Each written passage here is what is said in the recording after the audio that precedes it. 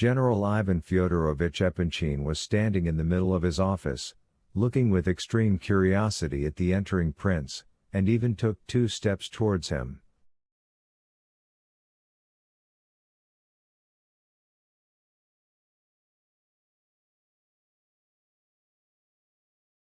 The prince approached and introduced himself. "So, sir," replied the general, "what can I do for you?" "I don't have any pressing business, my purpose was simply to make your acquaintance."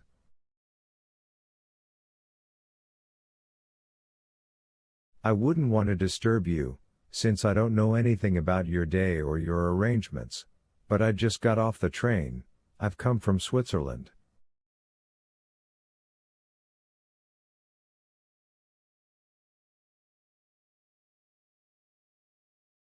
The general was about to smile, but thought better of it and stopped. Then he thought more, narrowed his eyes, looked his guest over once again from head to foot, after which he quickly motioned him to a chair, sat down himself somewhat obliquely, and turned to the prince in impatient expectation.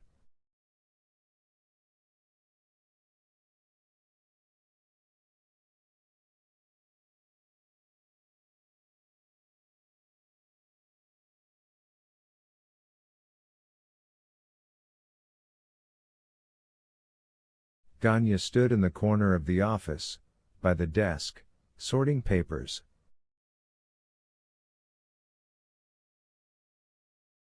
"In fact, I have little time for making acquaintances," said the general, "but since you, of course, have some purpose of your own."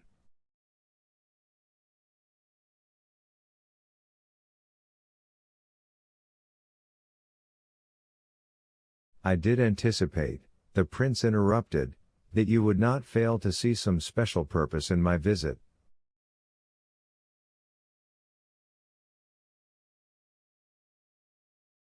"But, by God, apart from the pleasure of making your acquaintance, I have no particular purpose at all."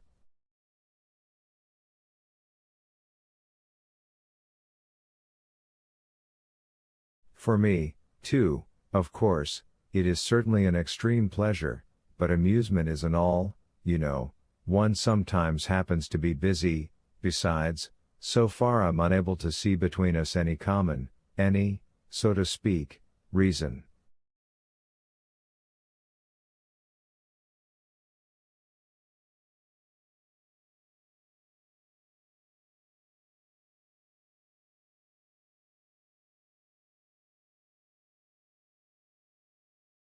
"There's no reason, indisputably, and, of course, very little in common."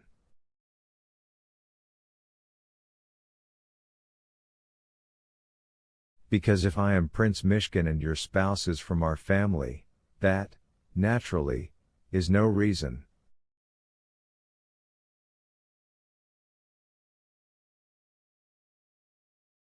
"I understand that very well.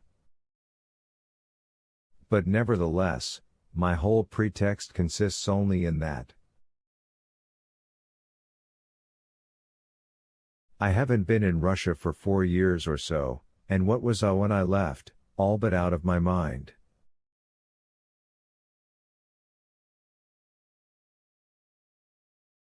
I knew nothing then, and know still less now. I'm in need of good people. There's even one piece of business I have, and I don't know who to turn to.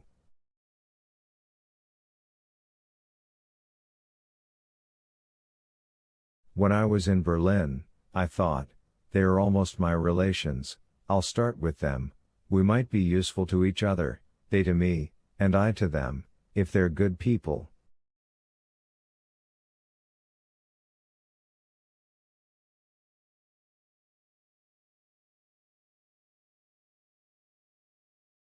And I'd heard you were good people.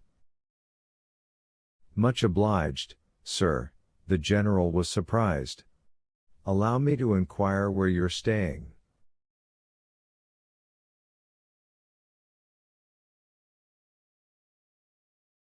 I'm not staying anywhere yet.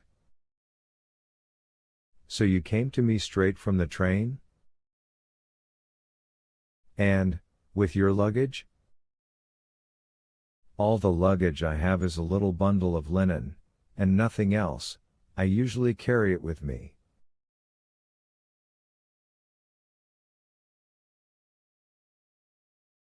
I'll have time to take a room in the evening. Then you still intend to take a room? Oh, yes, of course. Judging by your words, I was of a mind that you had come straight to me. That could be, but not otherwise than by your invitation. Though, I confess, I wouldn't stay even then, not that there's any reason, but just by character.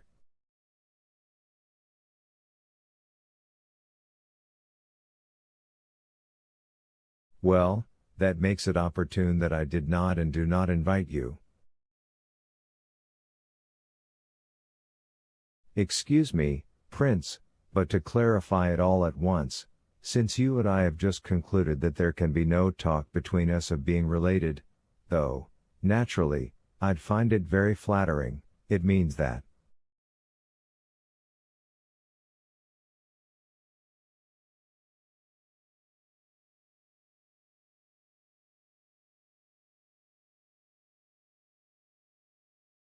It means that I can get up and leave? The prince rose slightly, laughing even somehow merrily, despite all the apparent embarrassment of his situation.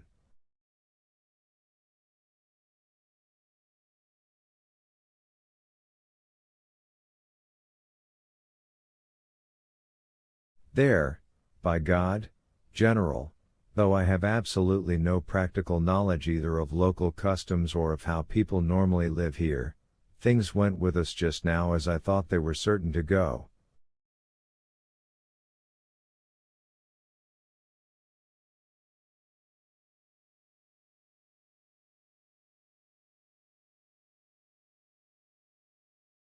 Well, maybe that's how it should be, and you also didn't answer my letter then. Well, goodbye and forgive me for bothering you.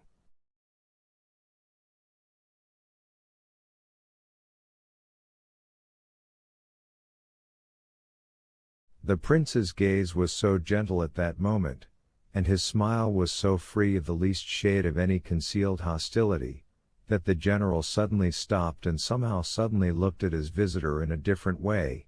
The whole change of view occurred in a single instant.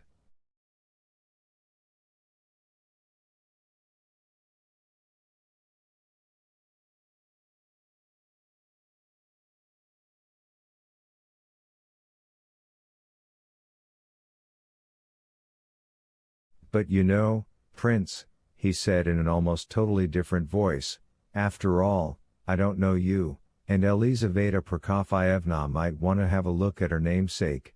Perhaps you'd like to wait, if your time will keep.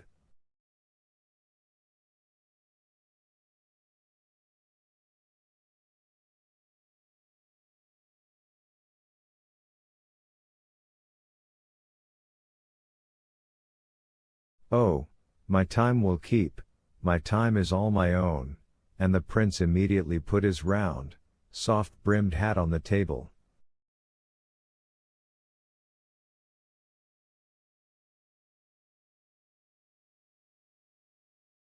I confess, I counted on Elizaveta Prokofyevna maybe remembering that I had written to her.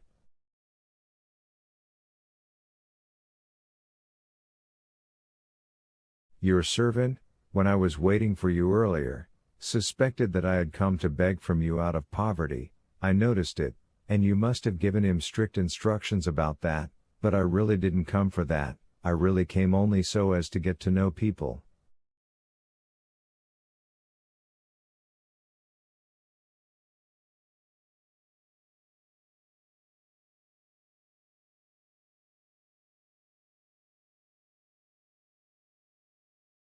Only I have a slight suspicion that I've disturbed you, and that troubles me. I'll tell you what, Prince, the general said with a cheerful smile, if you are indeed the way you seem to be, it might very well be pleasant to become acquainted with you, only, you see, I'm a busy man and presently I'll sit down again to look something over and sign it, and then I'll go to see His Highness, and then to my department, and the result is that though I'm glad to meet people good people, still. However, I'm so convinced of your perfect upbringing that, and how old are you, Prince?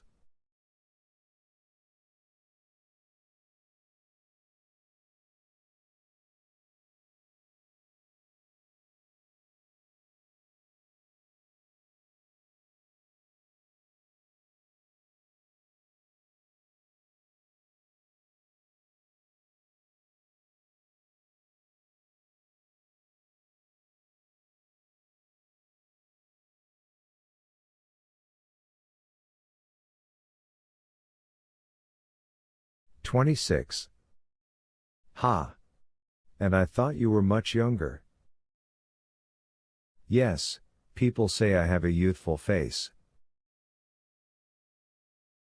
But I'll learn not to disturb you and figure it out quickly, because I myself don't like to disturb, and, finally, it seems to me that we're such different people, by the look of it in many ways, that we perhaps cannot have many points in common, only, you know, I personally don't believe in that last notion, because it often only seems that there are no points in common, when there really are a lot. It comes from people's laziness, that they sort themselves out by looks and can't find anything, but, anyhow, maybe I've begun to bore you?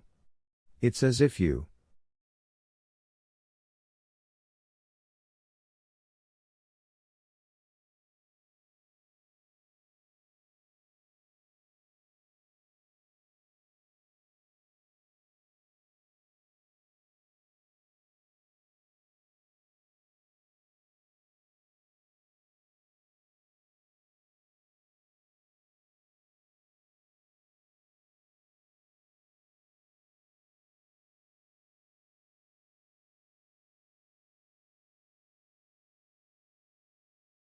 A couple of words, sir, do you have some property at least? Or perhaps you intend to take something up? I apologize for being so. Good heavens, I understand your question and appreciate it very much.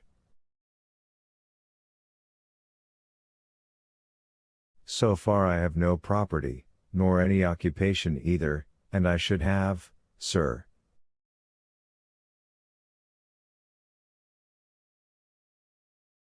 And the money I now have isn't mine, it was given to me by Schneider, the professor who treated me and taught me in Switzerland, for the trip, and he gave me just enough, so that now, for instance, I have only a few kopecks left.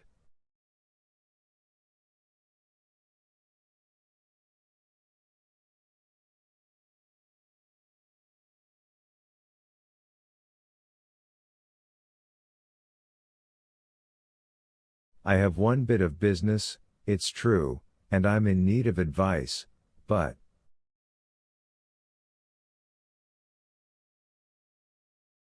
tell me, how do you intend to subsist meanwhile, and what were your intentions? The general interrupted.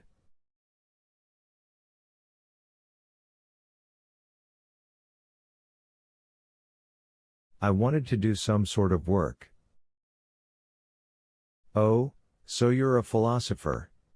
But still, are you aware of having any talents, any abilities, at least of some sort, that could earn you your daily bread?